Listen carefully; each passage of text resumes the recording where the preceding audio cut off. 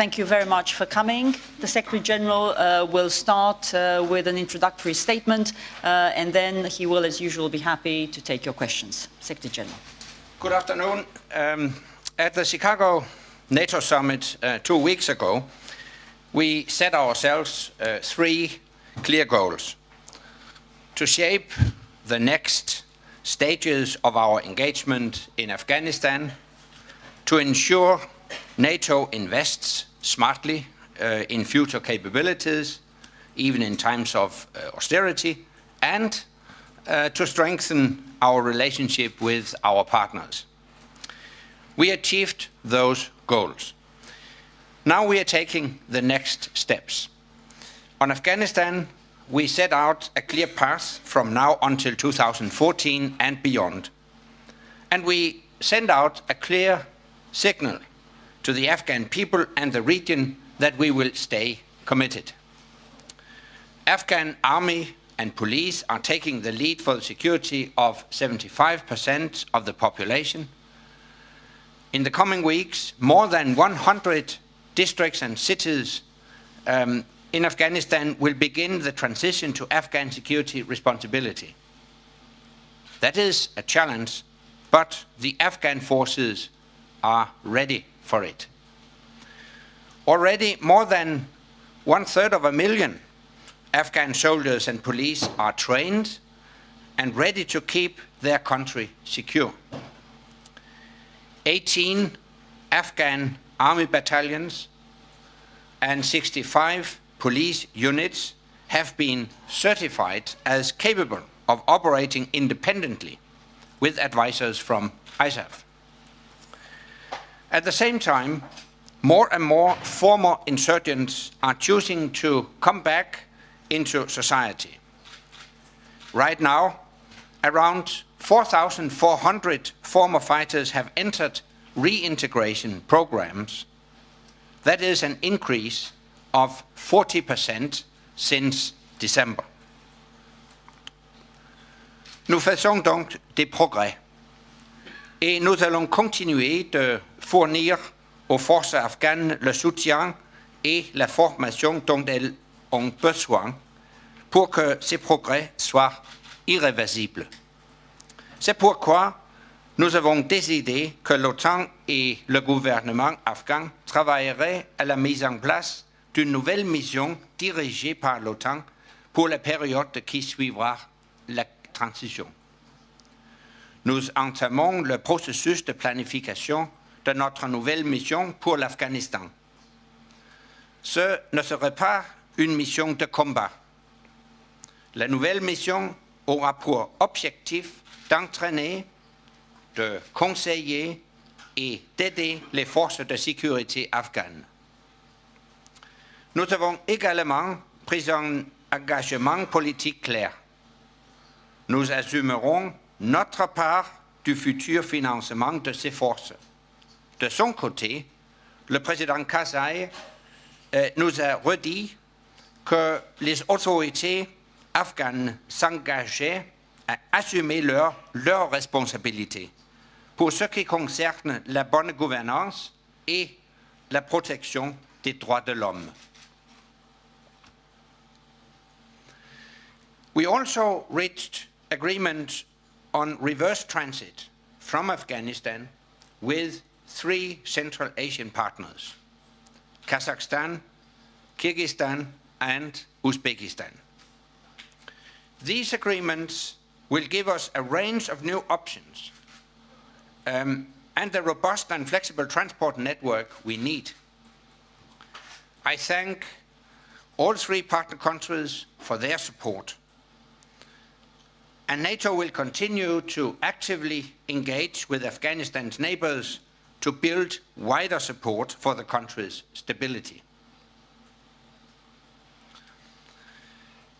We are also making progress on implementing summit decisions on the other 2 key areas. In Chicago, we signed the contract to acquire an alliance ground surveillance capability, unarmed drones, which will allow our commanders to see what is happening over the horizon at any time and in any weather.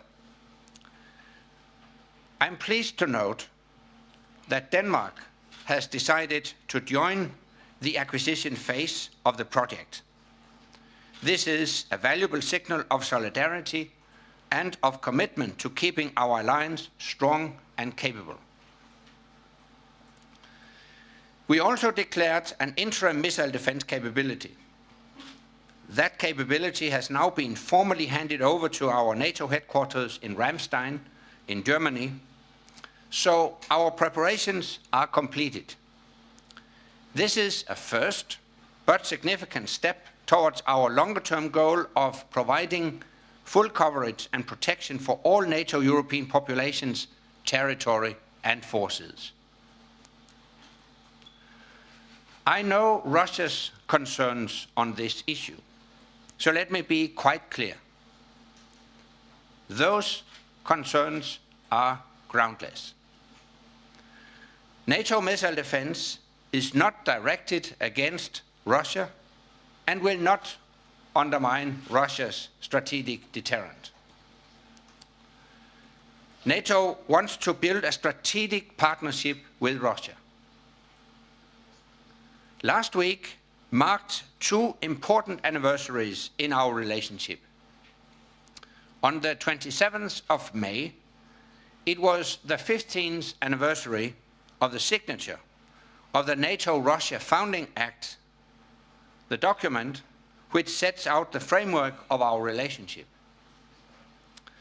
And on the 28th of May, we marked the 10th anniversary of the creation of the NATO-Russia Council, the forum where we meet as equals to discuss all topics. We have come a long way since those two agreements. We are building practical cooperation in many areas where we have common interests. Afghanistan, counter-terrorism, and the fight against piracy, to name just three. Our goal is to take that cooperation to the next stage, to make NATO and Russia true strategic partners.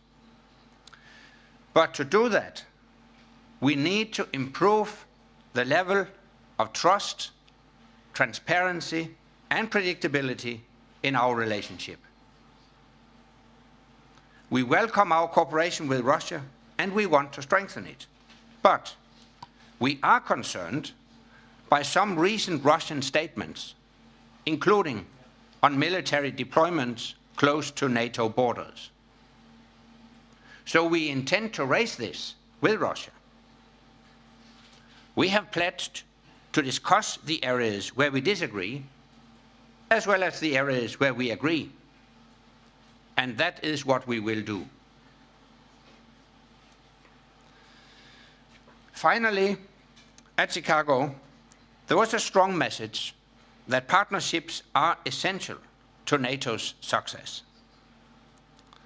Our meetings were a recognition of that reality and an opportunity to discuss with our partners how we work together and how we can improve our cooperation. We have built up a powerful momentum.